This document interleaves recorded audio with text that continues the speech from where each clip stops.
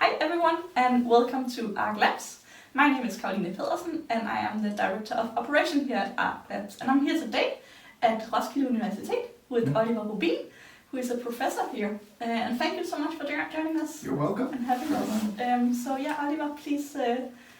Professor. No, that's fine. We're a bit informal here in Denmark, so you can just call me Oliver. That's fine.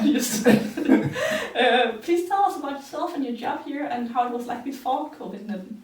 Yeah. COVID-19. Yeah, it's always difficult when two Danes are interviewing in English because we have a tendency to sort of switch to Danish sometimes. Yeah, or just Danglish. Danglish, yes. Yeah. No, so yes, you're right. I'm a professor here in social science, in political science. But my expertise is or has been for the last 15 years disasters in general. So I'm usually referring to myself as a disaster researcher and not a disastrous researcher, right? Not a master of disaster. Master of disaster. Yeah, we have a master of disaster in Copenhagen actually. Okay. So it's disasters in general, right? So when I started, 15, 20 years ago, it was mainly famine and food security issues I analyzed. And then I moved through flooding, climate-related disasters. And now for the last 5 years, I've focused mainly on health emergencies, such as AMR, antimicrobial resistance, and of course COVID-19, which I think most researchers in some way or another are sort of dealing with or analyzing or at least sort of contemplating what to say about, right? So, but I've been doing this before COVID-19, you could say. And a common sort of denominator of a lot of the disasters I've analyzed is that they are slow onset. So in the sense that it's not like an earthquake or a volcano, or a volcanic eruption or a tsunami, but they are sort of developing a little bit over time. And that of course also goes for COVID-19, but it even is truer for climate change or antimicrobial resistance and famine as well. Right? That there is this sort of slow onset trigger, and then sort of it can peak, and you can see it coming from a distance. You can see it coming, and you should think that but that means that it's easier to prevent. Definitely, or should be. At least. But of course it's not, and there are reasons why that is not the case, right? But so it's slow onset disasters. You can say I'm mostly interested in. Yeah. Okay. But then that changed. Well, the COVID-19 you can say is a sort of slow onset disaster. It's epidemics in general can be sort of rather chronic disasters or chronic crises. You can see HIV/AIDS, right? I mean, that's been going on now for 40 years and still is a problem in a lot of African countries in particular, right? So a lot of pandemics are chronic, are sort of slow onset. They might flare up at some point, like Ebola, and then reside again, and then flare up in another region at another time.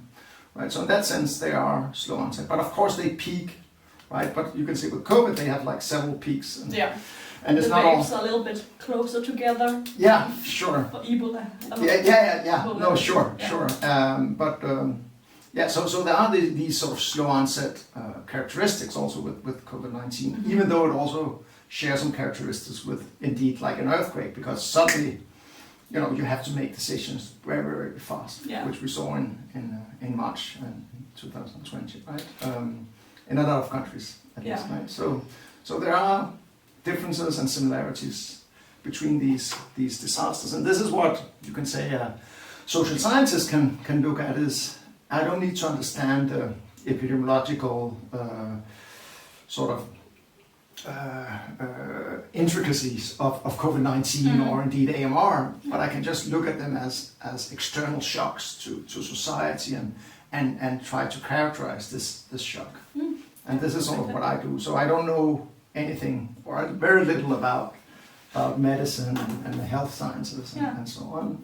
But I see the point if you like look at it as a disaster as it is. Yeah. Then you can kind of like use like common, what would you say, like common interventions that you use for this. Sure, and you can have this comparative aspect where you say, well, for instance, with AMR, that's an interesting sort of crisis, but it has a lot in common with maybe with climate change, even though they couldn't be further apart in terms of disciplinary approaches and so on. But you know, you have this that it's very boundary. It's a very long-term problem, and you know, there are a lot of similarities, and maybe you can glean some lessons on what you did with climate change, how you build up the IPCC and Kyoto Protocol, what went wrong, what was good there, and try to apply it to AMR, because in some senses the challenges are very similar. Yeah, right?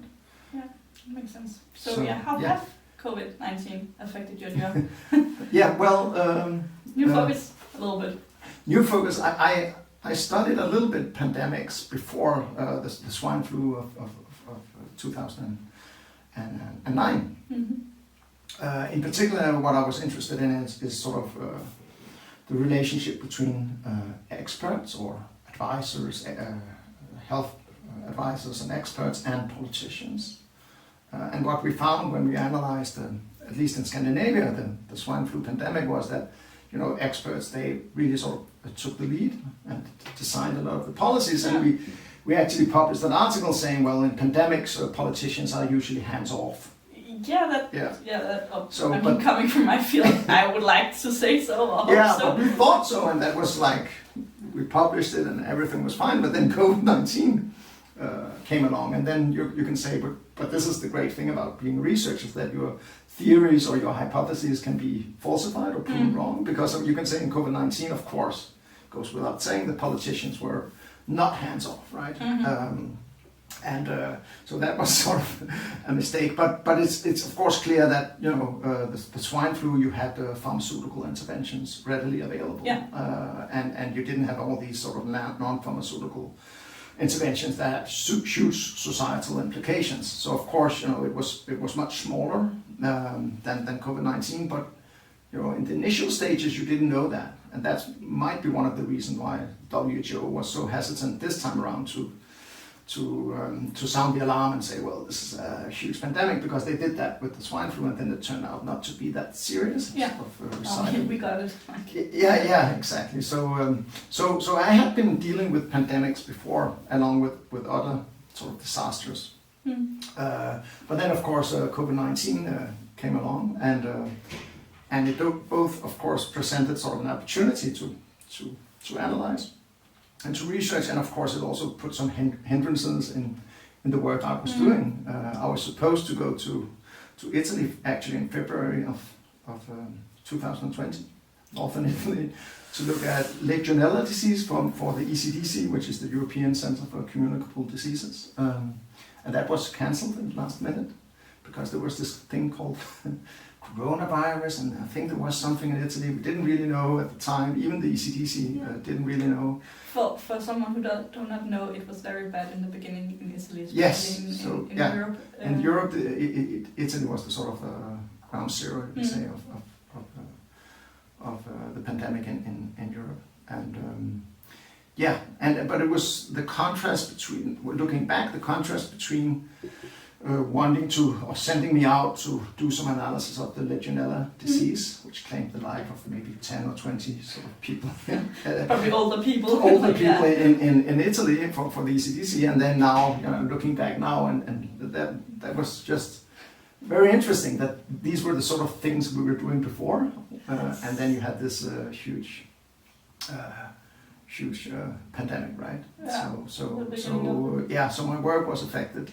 But it also, as I said, provided some opportunities to analyze it.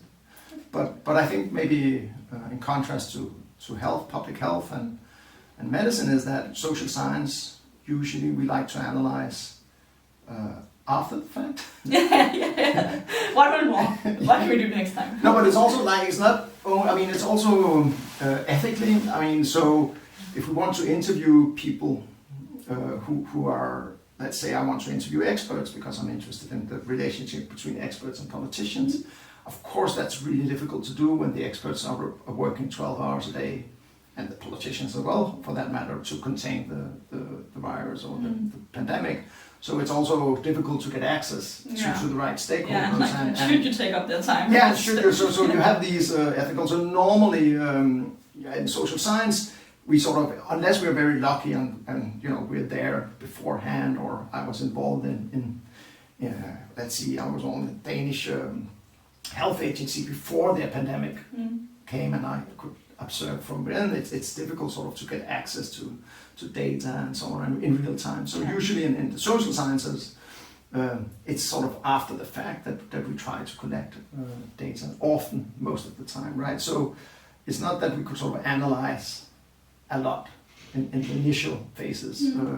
Also because, in the initial phases, it was very sort of dominated by public health experts, right? There was no sort of inclusion of the social sciences, which might have been a mistake in retrospect, because a lot of the policies were non-pharmaceutical and had huge implications for society. But in the beginning, that wasn't the case, at least in the Danish context, and also in some of the other countries. Yeah. Okay. Well, thank you for that answer. That's a long answer to a short question. I was also supposed to go to Australia in April 2020. Oh, yeah, they did well, didn't they? Yeah, it depends. Didn't they like close down? Oh no. But it depends. I mean, okay, so it depends what you mean by well, because I guess it's sort of, it's not monodimensional. So if you look at fatalities, I mean, of course, if you close everything down for 2 years, you will do well on that indicator, COVID-19. But one of my colleagues lives in Melbourne, and this is the 7th lockdown now, I think, or something like that, right? And their vaccine rollouts have been fairly sort of slow. But that's also by what criteria do you measure a success? Of course, one criteria should be fatalities or something like that. Yeah. But there are others, like, okay, so what about quality of life for others? What about fatalities in related areas, or cancer patients or whatever, right? So it's so in fatalities they've done well, but that they're also like very isolated, right? And they have that opportunity. They have the opportunity, and we live on an island. Yeah. But it comes at a price, at a cost. Yeah. If you lock down that often. Definitely. Yeah. Yeah, I've heard like mental health pandemics have all like related. Yeah, it could be. Yeah. Have been on the rise, and Okay. Yeah, but actually I think these sort of mental health, there have been some studies about whether, I mean, because that's what we heard a lot, right? But it turns out that the mental health has not been that badly affected by it, which is weird. Yeah.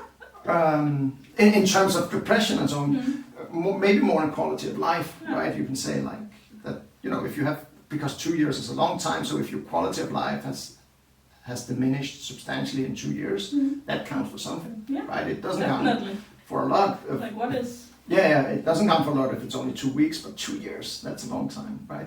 Let's say you were 18, just graduated from high school, these are some years you will never get back, right? So that should also count. But I'm just saying, they did well in terms of fatalities, but they're not so strong on vaccine rollouts and stuff like that. Sure. Yeah. So what research have you been involved with since the beginning of the pandemic? Yeah, so very much sort of the same type of research. So I haven't received, or I haven't, I did actually apply, but I didn't get it. I haven't received any funding for doing COVID-19 work. I mean, most of the funding has been medical science or public health science. Yeah, of course. You're in a completely different field, but. Yeah, thanks. No. Like, so I could see like tens of millions. Here you go, medical science. Yeah. No, but there has been some social science, but trying to measure real time, people's perception of the pandemic by questionnaires and stuff like that. But I hadn't been part of that. But of course, in Denmark. At Danish universities, you can say, like, as a general rule, you teach half the time, and then you can do research half the time, and the research is sort of free from any strings. So I can decide what I want to research. And of course, I sort of began to research a little bit on COVID-19 and publish some papers, especially on evidence-based decision making. And again, the relationship between experts and politicians, both in Scandinavia and Britain and the US, and I joined some networks. There's a WHO social science network on COVID-19 I'm part of. We meet not over the summer, but usually we meet like every 2 weeks for an hour over Zoom, and then we got some limited funding to start sort of a Nordic network, trying to sort of exchange lessons learned and so on. Because that's probably super relevant, because Sweden, as I at least have understand, has a way, or had a way different approach to the disease than the other Nordic countries. Yeah. So Scandinavia is interesting, not just because we live here, but in social science, as opposed to medical science, we always have to look for natural experiments, because if we don't have a laboratory and can't sort of create conditions in a petri dish, or so we have to look for natural experiments, and Denmark, the Denmark-Sweden comparison is sort of a natural experiment, in the sense that we're looking for countries that are very similar, as similar as countries can be, right? But in the grand scheme of things, like Denmark and Sweden are very similar in terms of culture, economic development, political system, and so on, right? And then the healthcare system. The healthcare system is also sort of very similar, right? And then you can observe, and you actually also observed it in the swine flu, that in the swine flu, Sweden vaccinated, offered vaccines to the entire population, whereas in Denmark only offered vaccines to the frontline personnel. Yeah, and people who were extra vulnerable. Vulnerable, I guess, also too. But so there, Sweden sort of was more precautionary, if you can say that like that. But here now in 2020 and 21, with COVID-19, Sweden departed a little bit from the other Nordic countries in not only the policies implemented, but also the relationship between experts and politicians. So in Denmark, actually it was very much the politicians who took control in March and sort of implemented a strict lockdown. That was not the recommendation of the health agencies. Oh. I didn't know that. No, it wasn't. Okay. Whereas in Sweden, they delegated a lot of, or almost all sort of decision-making power to the Swedish health agency and Anders Tegnell in particular. So they had sort of both the different policies. Sweden was much more lenient in their social distancing policies than Denmark and Norway, but also in terms of who was in charge. So that's interesting to analyze and see why and whether it made a difference. And so also, do you know why Denmark took that decision when it wasn't recommended? I was just thought Denmark did what. Yeah, but there's this huge sort of analysis by Krønegård of 600 pages about what happened. Yeah. And it was in the Danish Prime Minister's office that some of the more senior civil servants thought that it would be a good idea to close down, because they could see what happened in Italy, and they were afraid. And so and so you have different sort of ways of making sense of what happens, and politicians, you can say, are often you would say that politicians are often sort of very either or, like either you have to close down. You could say politicians are used to making decisions without full information, without on a short notice, with a lot of stakes involved. Yeah. Right, that's what politicians do usually, right? When they do a pension reform or something, it's not like they have all the or deciding when to go to war. Now it's not like they have all the sort of answers and all the information there. So in terms of politicians, they are used to making these decisions, and they can make them, whether they're right or wrong. That's what, I mean, you can also be terribly wrong, as you know from the US. But that's why, you know, that as opposed to if you're a health expert, what you usually want is more information. You want to make sure that you analyze the whole thing in a correct way. But but that's not always the sort of the best modus operandum when you have like when you have to decide in 1 day or 2 days, right? In the beginning of the pandemic, you can't sort of wait and like analyze all the time. So sometimes you have to make decisions, and that's what politicians do. So that's what they did. They locked down, and in retrospect, that was perhaps the right decision. At least when you compare fatalities with Sweden. But you didn't know that, of course, at the time. No. But yeah, that's interesting. It is. I mean, yeah. But it's also because a lot of in the U.S. and in Britain, you have this debate. I mean, if only the politicians had listened to the expert, and I'm not sort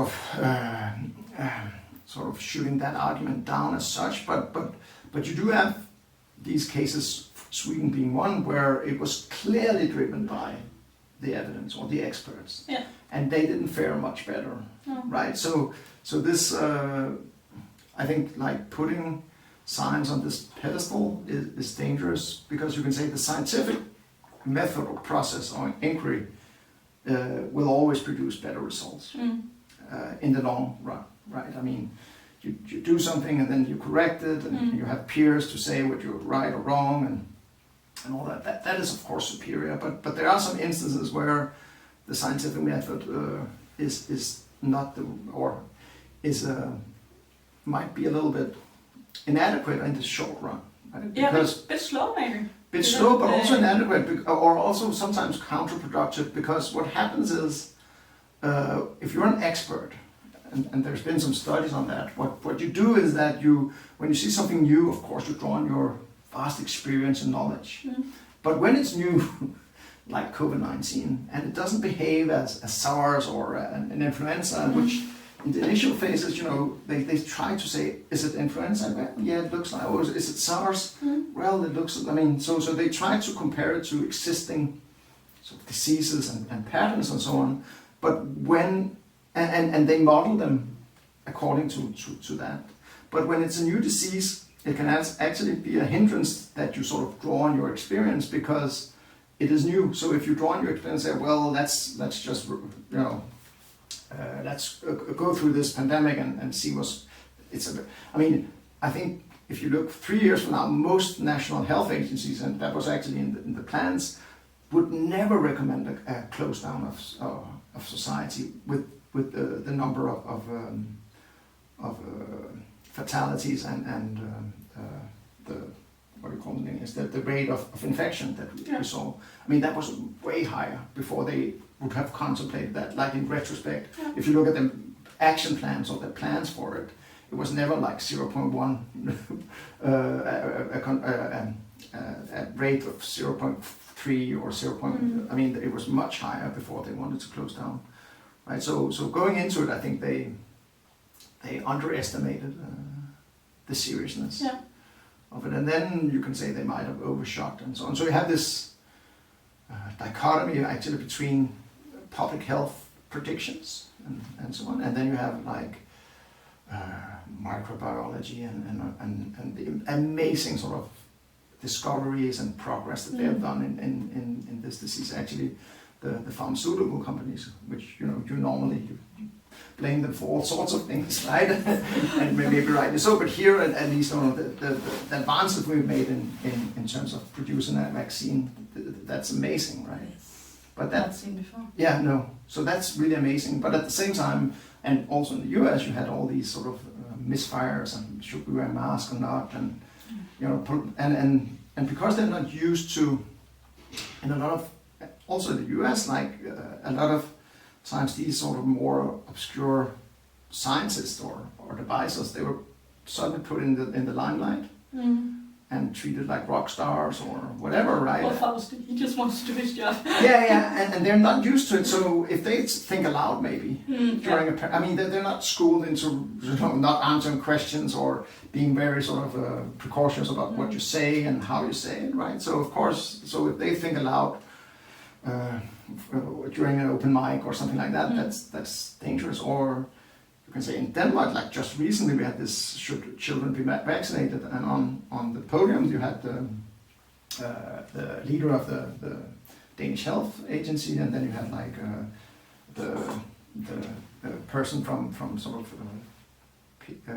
child health, pediatric health, or something like that, and they disagreed openly on stage, right? So you have all these sort of things because they're not used to, I guess, being. I mean, nobody would know or very few would know what the sort of the director of the Danish Health Agency, what was his name? No, if it wasn't for the pandemic, right? No. So you have all these problems. So it's not as easy to say, oh, if only we had listened to the experts. Have COVID-19 affected you on a personal level? Yes, I think it's affected everyone. But you can say I've been lucky living in Europe and even in Scandinavia. So of course it's affected me. I don't know of anyone in my immediate family or circle that have died or even been hospitalized due to COVID. But of course it's affected me, and as I think it has most people that have had to work from home. I've had to teach online. Yeah, and I've had to teach my daughter. Oh yeah. Be a teacher for my daughter, which didn't go very well. She's 7.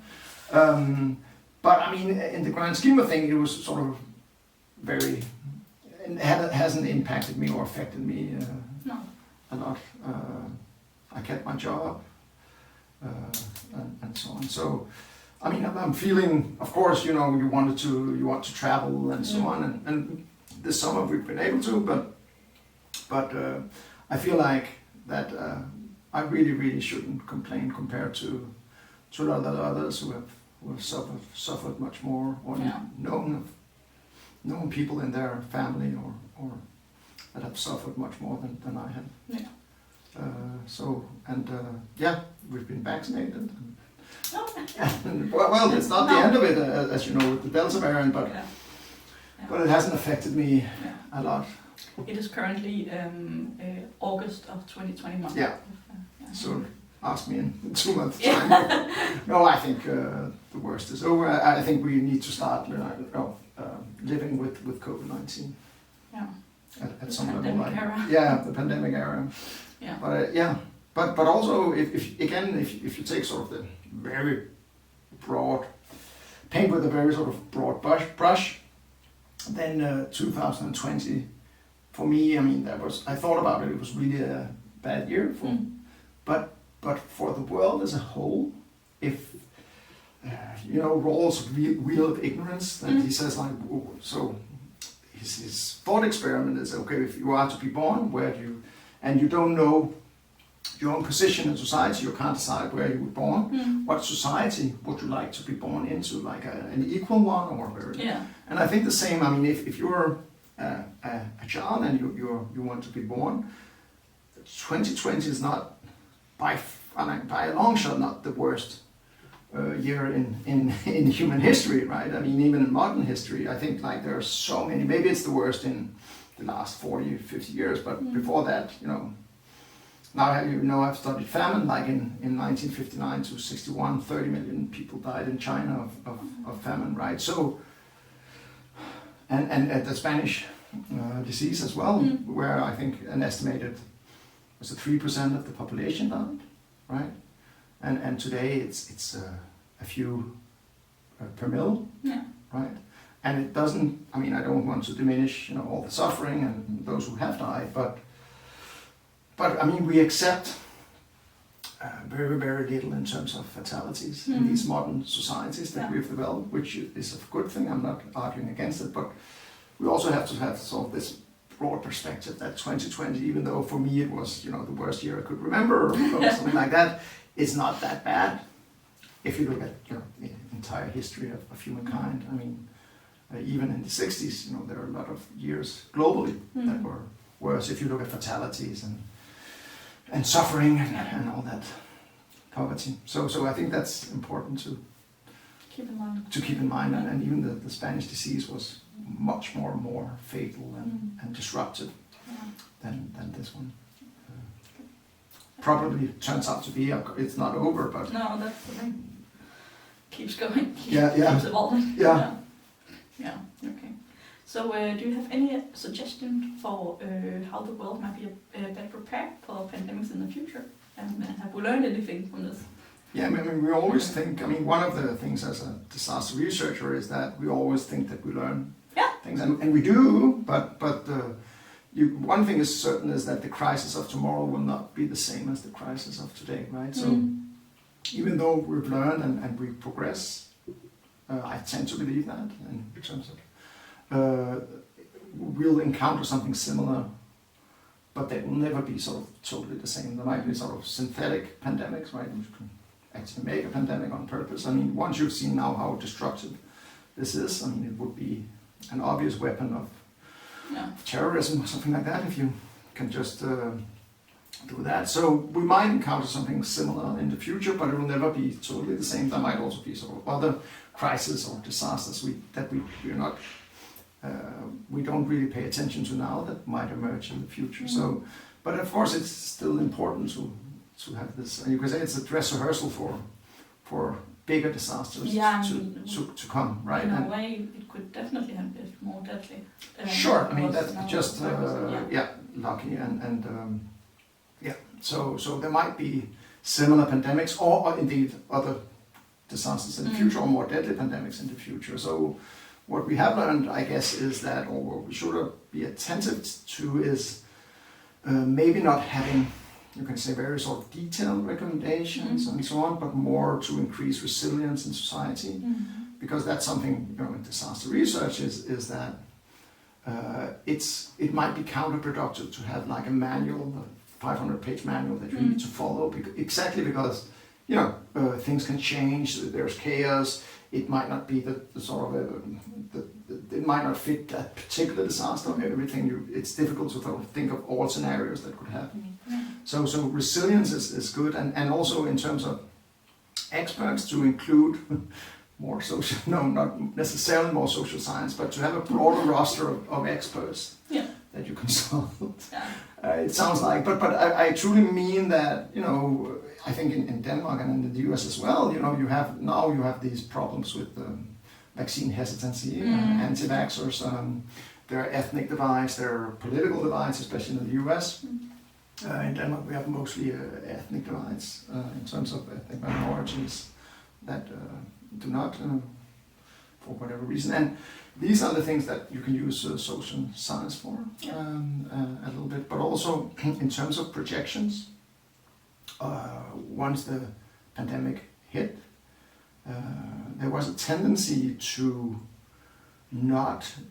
that if you were not a trained biologist or something like that, you sort of stayed out of the discussions, and I can see why, because it's very important in crisis communication that the message is clear and to the point. But for instance, economists, they have a long history of making projections, projections of economic growth and so on, and they are very good at sort of incorporating behavioral changes, which a lot of these models did not incorporate in the beginning. So sort of these cross-disciplinary cooperations would be good to sort of try to foster.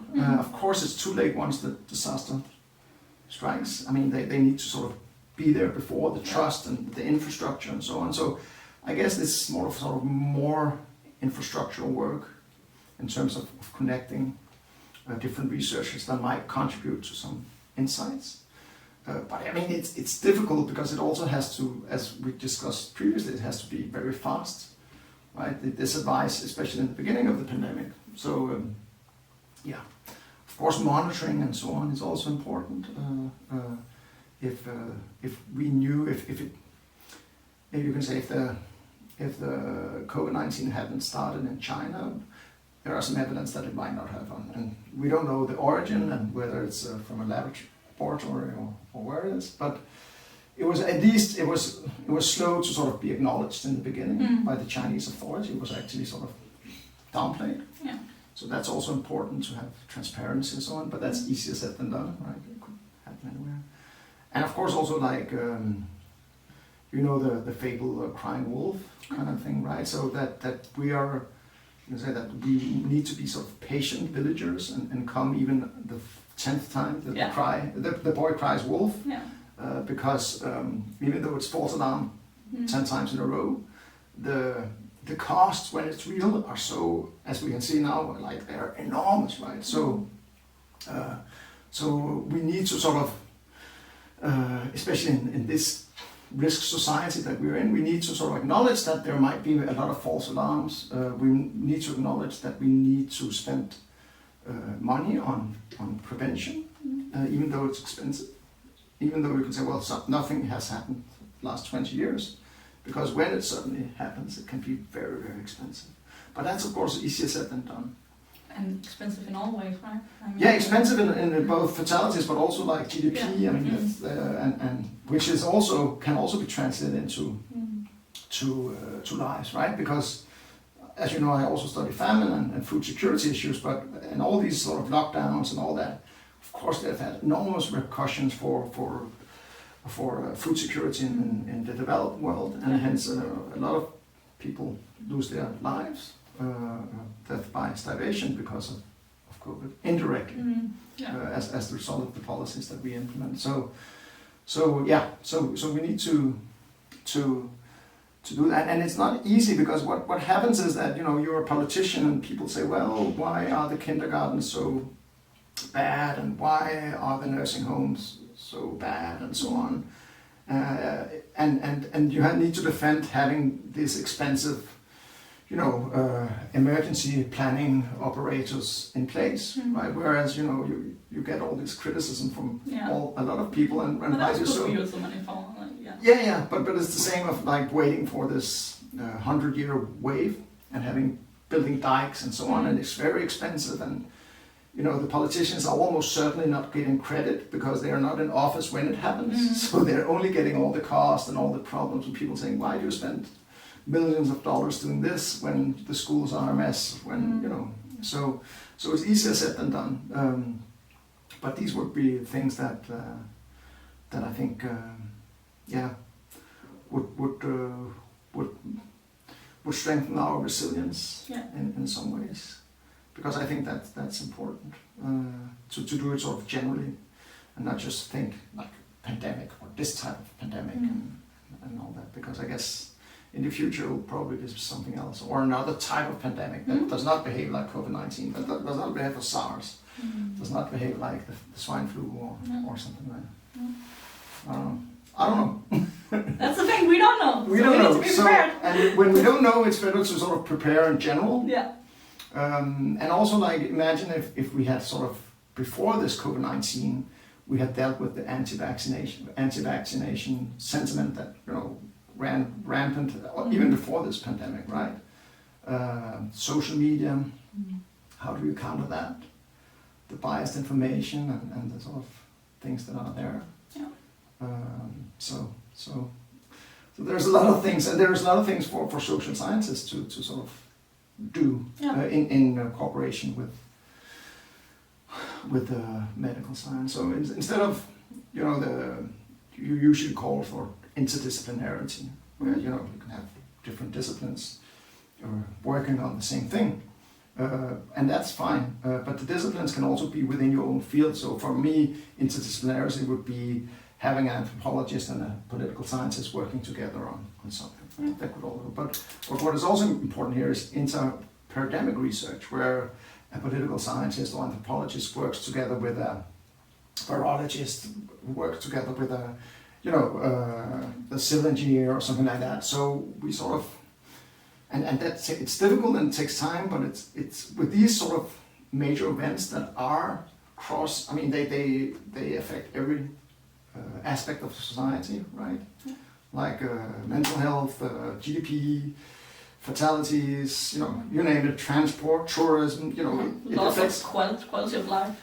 Quality of life, it affects everything. Then these kind of sort of corporations or teams that can sort of, it's difficult because I've tried to work in these teams, and it's difficult because we don't speak the same language necessarily, but there is a willingness to cooperate, I can sense.